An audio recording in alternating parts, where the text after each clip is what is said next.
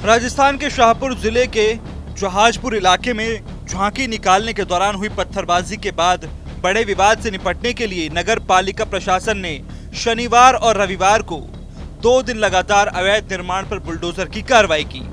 राजस्थान में ऐसा पहली बार हुआ कि किसी अवैध निर्माण पर रात में प्रशासन ने बुलडोजर की कार्रवाई की हो। बीजेपी विधायक और स्थानीय लोगों के विरोध के चलते प्रशासन ने तुरंत कार्रवाई करते हुए 9 लोगों को डिटेन किया और मस्जिद के बाहर नोटिस चस्पा कर दिया। नगर पालिका की तरफ से मस्जिद कमेटी को दिए नोटिस में मस्जिद के पट्टे और निर्माण की स्वीकृति समेत सभी दस्तावेज 24 घंटे के अंदर उपलब्ध कराने और स्पष्टीकरण देने का आदेश दिया। उसके बाद देर रात 11 बजे जहाजपुर के शाहपुर रोड पर नगर पालिका के अधिकारी बुलडोजर दस्ता लेकर पहुंच गए और सड़क पर स्थित 60 से ज्यादा दुकानों को अवैध बताते हुए ध्वस्त कर दिया गया। देर रात को हुई इस कार्रवाई के बाद कल्याण जी के मंदिर पर धरने पर बैठे लोगों ने प्रशासन पर दबाव डालना शुरू कर दिया और मस्जिद के अवैध निर्माण पर बुलडोजर चलाने की मांग करने लगे। रात करीब 1 बजे नगर पालिका के अधिकारी फिर से पीला पंजा लेकर निकले और मांडलगढ़ रोड पर स्थित 6 से ज्यादा दुकानों को अवैध बताते हुए उन पर बुलडोजर चला दिया। लगातार 2 दिन हुई बुलडोजर कार्रवाई के बाद कांग्रेस ने भाजपा सरकार को घेरना शुरू कर दिया। वो कल तक राहुल गांधी के घर के बाहर खड़े रहते थे, कांग्रेस कार्यालय में खड़े होकर राहुल गांधी जिंदाबाद के नारे लगाते थे और बड़े बड़े दावे करते थे।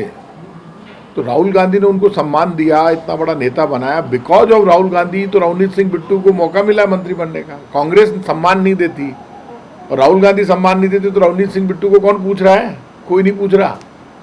इसलिए जो उन्होंने बयान दिया है वो दुनिया जानती है कि आतंकवाद खत्म करने के लिए पंजाब में जब आतंकवाद का संकट था तब आपको याद होगा इंदिरा जी ने कहा था मैं रहूं या नहीं रहूं, देश रहना चाहिए, मेरे खून का अंतिम कतरा चाहे बह जाए, लेकिन पंजाब से आतंकवाद खत्म करके दम लूंगी। और उसका फ़ायदा ये हुआ कि आप देखो वहाँ इंदिरा जी की हत्या हो गई, लेकिन आज पंजाब में आतंकवाद नहीं है। पंजाब में जो आज शांति, अमन, चैन, भाईचारा देखो because of Indira Gandhi, because of Congress. वहीं राजस्थान हाईकोर्ट के वरिष्ठ अधिवक्ता A.K. जैन ने कहा कि बुलडोजर जस्टिस अपने आप में ही न्याय का और न्यायपालिका का अपमान है, क्योंकि किसी के विरुद्ध सिर्फ गलत काम करने पर उसे सजा दी जाती है और उसके मकान को ढहाने का एक प्रोविजन है। बुलडोजर जस्टिस अपने आप में ही न्याय का और न्यायपालिका दोनों का अपमान है, क्योंकि किसी के विरुद्ध सिर्फ गलत काम करने पर उसे सज़ा दी जाती है, उसके मकानों को ढहाने का एक प्रोविज़न है। जस्टिस खजूरिया ने बहुत जजमेंट्स पहले एक बात स्पष्ट कही थी कि जो लोग अवैध निर्माण होने देते हैं, अतिक्रमण होने देते हैं, वो अधिकारी उन लोगों से ज़्यादा दोषी है जिन्होंने अतिक्रमण किया होता है या अवैध निर्माण किया होता है। परंतु आज तक अधिकारियों के विरुद्ध कार्रवाई नहीं करने के बजाय किसी और उद्देश्य से, किसी अन्य अपराध में लिप्त होने पर बुलडोजर चलाए जा रहे हैं और रात को जहां परिवार रह रहे हैं वहां पर बुलडोजर चला के उनको बेघर करना अपने आप में न्याय का अपमान है और एक तरीके से ये राज्य के आतंकवाद और इसे कहें तो लॉलेसनेस का पर्याय है। क्योंकि सुप्रीम कोर्ट ने भी अभी स्पष्ट कहा है, बुलडोजर जस्टिस को बिल्कुल गलत बताया है और ये भी कहा है कि बिना पूरी कानूनी प्रक्रिया पर मात्र किसी आदमी के अपराध में शामिल होने के कारण ही उस पर बुलडोजर कार्रवाई नहीं की जा सकती है। हमने उदयपुर में देखा है कि वहाँ पर अपराध किराएदार ने किया और मकान मालिक का मकान ढहा दिया गया है।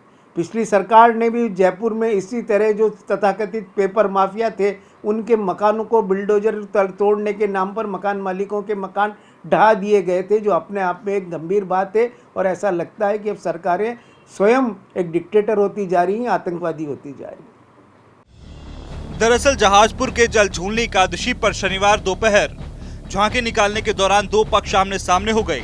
घटना के अनुसार झांकी अब जहाजपुर कस्बे के जामा मस्जिद के सामने से गुजरी तो दोनों पक्ष आमने सामने हो गए और तनाव की स्थिति पैदा हो गई। इसी दौरान कुछ लोगों ने मस्जिद के ऊपर से झांकी निकाल रहे श्रद्धालुओं पर पत्थरबाजी शुरू कर दी। अचानक हुई पत्थरबाजी में कई श्रद्धालुओं और पुलिस कर्मियों को चोटें आईं। इसके बाद सभी श्रद्धालु मौके पर जमा हो गए और ठाकुर जी की यात्रा को वहीं रोक दिया गया। सूचना पर स्थानीय विधायक गोपी चंद मीणा मौके पर पहुंचे और प्रशासन से सभी दोषियों को तुरंत गिरफ्तार करने की मांग की और मस्जिद के निर्माण को अवैध बताते हुए बुलडोजर कार्रवाई पर अड़ गए।